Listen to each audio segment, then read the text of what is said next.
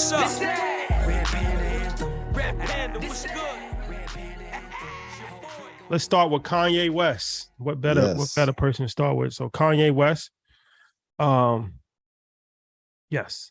So what 3 key lessons can we learn from Kanye potentially losing his Adidas and Gap situations? Wow, this is a tough one. I love Kanye dearly. I hate the last 2 weeks version of Kanye though. I put up a post and asked people, did he fumble the bag? And some people were saying, no, this is exactly what he wanted. But when you are asking for validation from companies that don't believe in your talent, this isn't what he wanted. So number one, in your contracts, you have to negotiate that the company is not able to repurpose, remix, reproduce any of your intellectual property. So if you've ever been in a store that carries the Yeezy line, there are shoes that look just like it that junior designers have created.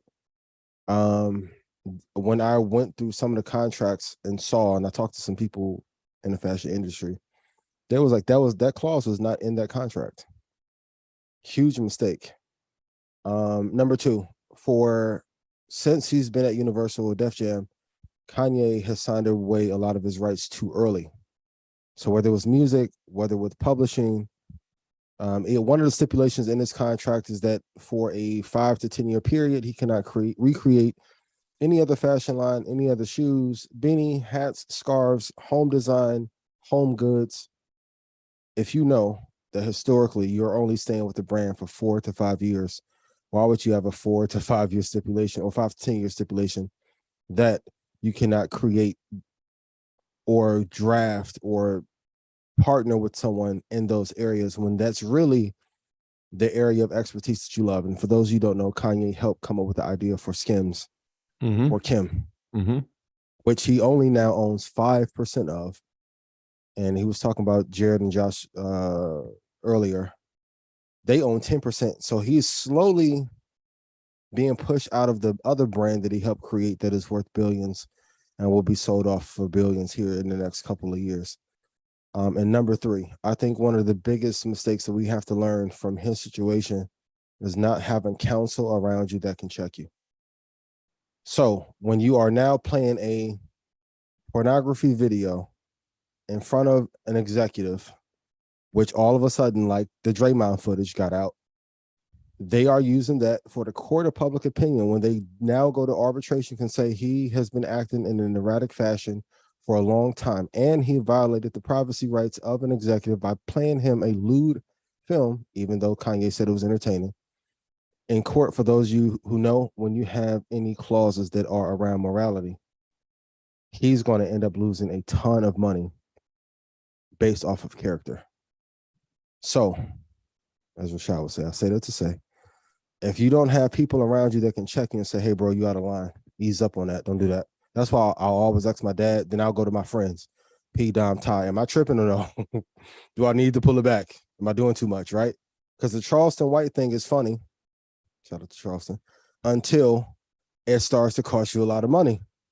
And in this case, no one wants to be in a position where they now can't use Twitter, can't use Instagram, probably going to lose a big relationship with Meta, which he was curating. That's now going to be gone. And now Adidas and Gap is gone. Yeah. Especially during a recession.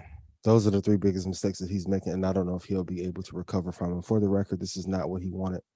This is not the way to get out of a contract. Yeah, so the Instagram account has been restricted for comments that he made, and he jumped over to Twitter. But I'm with you on point number 2. I think that's the biggest key. And I know maybe last week, I mean, obviously it's been like, I feel like the attention, right? Like that's his number one thing he's trying to garnish, right? And yeah, he has done that. But I think the biggest thing is he made this statement where he doesn't read, he just creates. And that might be like one of the biggest mistakes he's made, right? I think we covered it on our 8th episode when we were talking about his contract with Def Jam and how he couldn't get out of that. And it was a lifelong contract. And so then when you hear the Adidas contract and you see some of the same type of stipulations where he can't, recreate something within 9 years. And then the Skims thing kind of was like, you know what?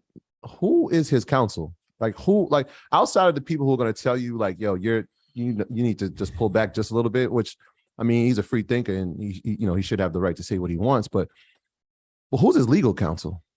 Right. Because even the Jared Kushner thing, it wasn't like he got scaled back to 5%. He went into the ownership at 5% and then found out that Kushner and his brother owned 10% of it, which is insane. Which is like, and I mean, so the question he posed to him, and for those who are not familiar, he sat down with Tucker Carlson and had an interview and explained this in depth. But the way he explained it was like, how would you feel if like I had did something like that to a company that your wife owned? And to them, it's like they're just doing business. If you didn't read it on your end, that's really up to you. So it really makes me like pull back the layers. Like, what has been consistently the theme over some of these mistakes? And it's been like, who is the legal counsel that's representing him? Or is there a legal counsel that's representing him? Because these kind of flaws, these kind of mistakes seem to be consistent throughout his career. So that's the biggest lesson I took from it all. And even if you have counsel, you have to listen to them. And also, if you act erratic enough, you can push counsel away and say, hey, because ultimately as a man, everything is your responsibility.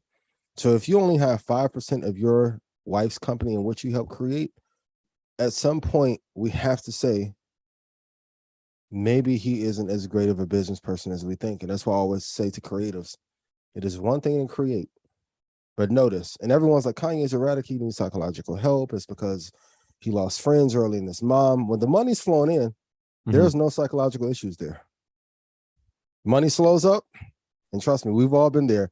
Any brothers in here with the money not right, you go a little bit crazy as well. We know this episode that he's having. You're seeing your empire crumble because now you can't run to a Nike. Like, where are you going to go to in order to create? Maybe Reebok. They may not want to deal with him. And even the stuff that's coming out with him and Virgil, of course, people behind the scenes knew, but that isn't the best time for that information to come out about him not being supportive and very envious of Virgil in the meantime. So I know we have a lot of conversations around diplomacy, but this is one of the cases where if you are too erratic, it can cost you or your company billions in the process. Yeah, and he's built strong teams in fashion. Obviously, when we talk about Virgil and we talk about Don C and Jerry Lorenzo at Fear of God, and we've seen him build strong teams in the music industry, and you can see all the people who've been influenced by him. But on that legal side, I wonder who the team is. Yeah, I mean, before, I don't want to stay too long on this, but I just add my 2 cents if I can. It's hard to criticize a billionaire in business. Sure. He's created a legacy, and he's generated more money than anybody else in the culture. So a few points I want to make here. We all make mistakes. Nobody's perfect. I'm talking about the business side. Nobody's perfect. Of course, he probably should have did better in business. He could have did negotiated contracts, but he's a billionaire. Yeah. Will he stay there though? Well, he got there. So, I mean, that says a lot. And also, I feel like I was talking 19 Keys about this, and I feel like there's a double standard. People, you can't say you're for mental health and Black men need therapy, and shout out to Charlamagne, he just had the mental health thing. You can't say that and say you want to embrace mental health on one hand, and then say mental health is not an excuse for his behavior on the other hand. That actually makes no sense. If you really believe that he is mentally ill or he has some level of mental illness, then it actually is an excuse. Because if you ever knew anybody that had a high level of mental illness, you can't make sense out of nonsense. That's the whole point. So you're trying to rationalize something as a rationally thinking regular person. But if he's off medication, if he's chemically imbalanced, if he has psychological disorder, that actually is a perfect excuse for irrational behavior. Do we think he has a mental illness, or did they put him on medication to try and take his company away from him? Either way, it is what it is. So I'm not part of his family. I'm not in his inner circle, but his behavior is extremely manic. It's irrational. It's up and down. And it's not just now. It's been this way for a very long period of time. So at the end of the day, let's pray for Kanye. But more importantly, let's pray for everybody. Let's pray, including ourselves. Yeah. Because a lot of times people want to harp and laugh at somebody's downfall.